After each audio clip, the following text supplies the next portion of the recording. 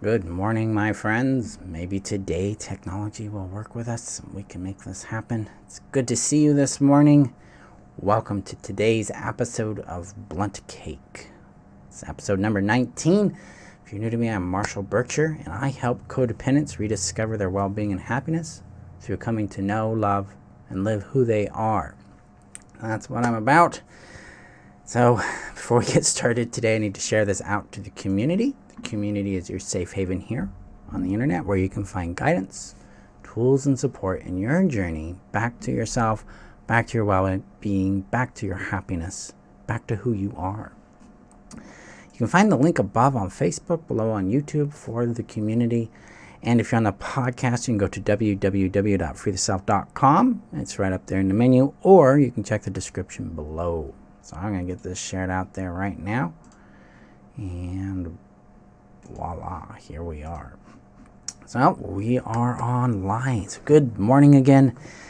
Today's episode is Blunt Cake, episode 19.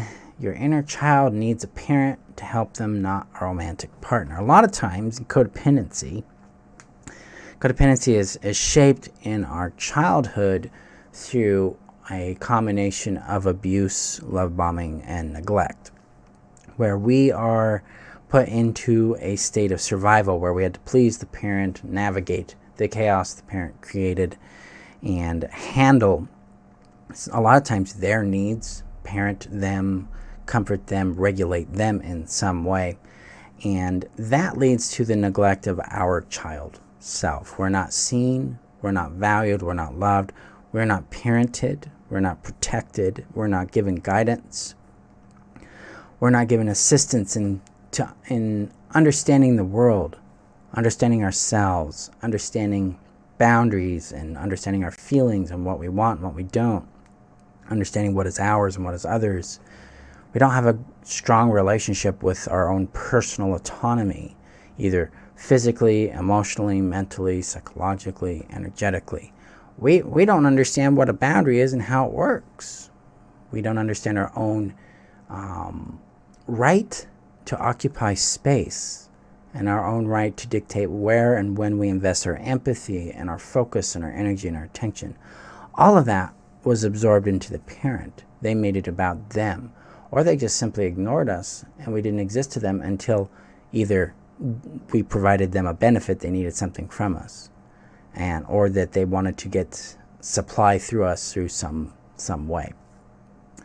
So this neglect led us to disconnect from our inner child, to disconnect from ourselves.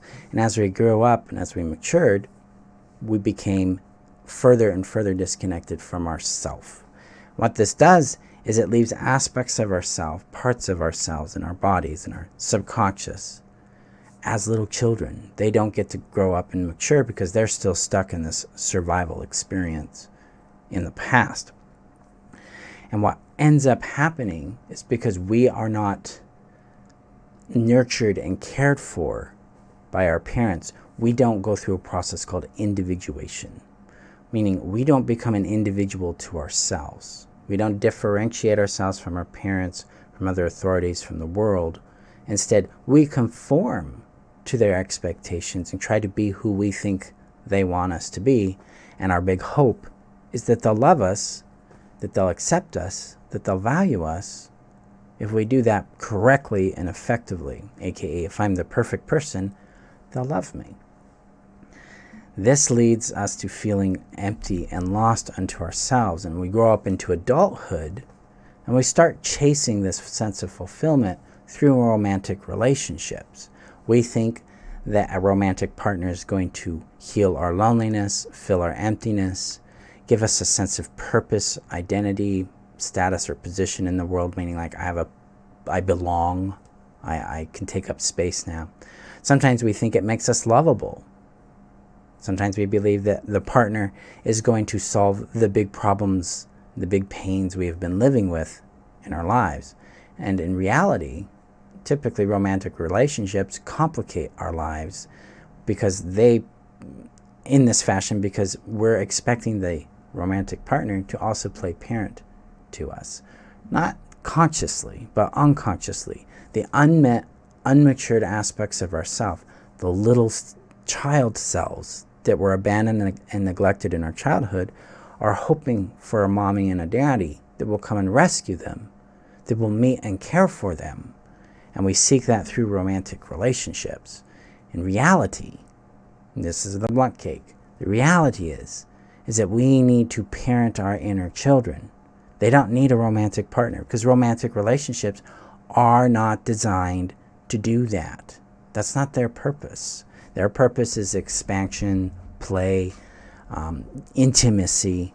I mean, it's companionship, intimacy, support, and play dominantly are how romantic relationships function best, because it's about two whole adults coming together and creating an experience together that we call relationship. The other partner, your partner, the other individual, is not obligated and in no way is responsible for meeting your child level needs and validating that child. They're not the parent. That can be really hard to hear, because it starts to chink away, take a little stab at the codependent fantasy that other people complete us, that relationships will heal our pain. They don't. Well, at least not romantic relationships typically don't. What really starts happening when we get really into the work is really about meeting these unmet aspects of ourselves, getting connected to these inner children who've been neglected, who've been unmet, who've been unseen and unvalued, unloved, starting to get to know them, starting to get a feel for their experience in reality, starting to understand where they're coming from, and to legitimize their experience, their feelings, what they went through and what they did and did not get in their lives. This is reparenting them. This is also part of integrating ourselves, coming into a more sense of our wholeness. Because through the reparenting of our inner children, we mature ourselves. We become more resilient. We gain more capacity. We become more wise and attuned to what we want in our adult relationships. We're no longer seeking our sense of wholeness and completeness in self through relationship with another, because we have it within us. We can orient to ourselves, understand ourselves, and then act in ways that support and promote our own well-being and happiness. This is reparenting. Reparenting an inner child is much like parenting a child. We have to have boundaries with our inner children. We have to let them know that this is not an appropriate thing here. The need you have is valid, but how we're getting it met is not healthy for us. This would show up in a practical way of exiting toxic relationships, popping codependent fantasies, releasing others from our expectations, what they should be and shouldn't be in our lives. It also moves us into a pragmatic sense of consent, meaning we ask for what we need, we ask for what we want, and we see what the other person does. Because we're not entitled to anything from another adult.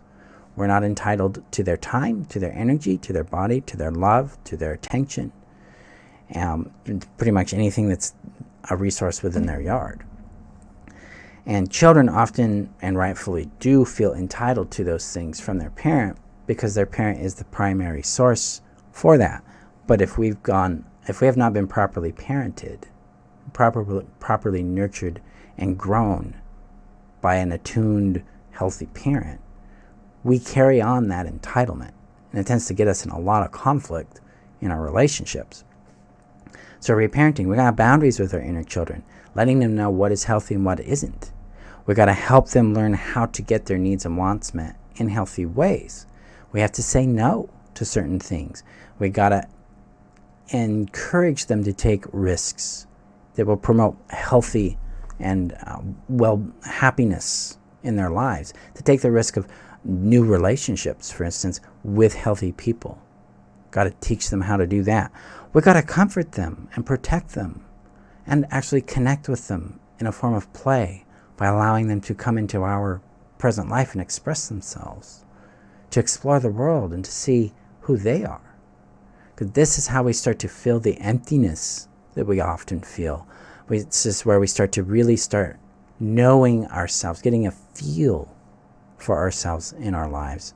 And this is where wholeness this is where wholeness begins to feel real to us, because we're integrating ourselves. We're getting connected back to ourselves. So ultimately, what we really need in our world right now, if we're dealing with codependency, we're exiting trauma bonds, we're exiting toxic or unavailable relationships. So we need to start reparenting our children, our inner children, connecting to them, nurturing them, and supporting them in their own maturity by being their parent, rather than going out and trying to get them what they say they need. As a wise parent, we'll understand what they actually need and will help them get it in healthy ways. They don't need a romantic partner. They need a parent, and that parent is you.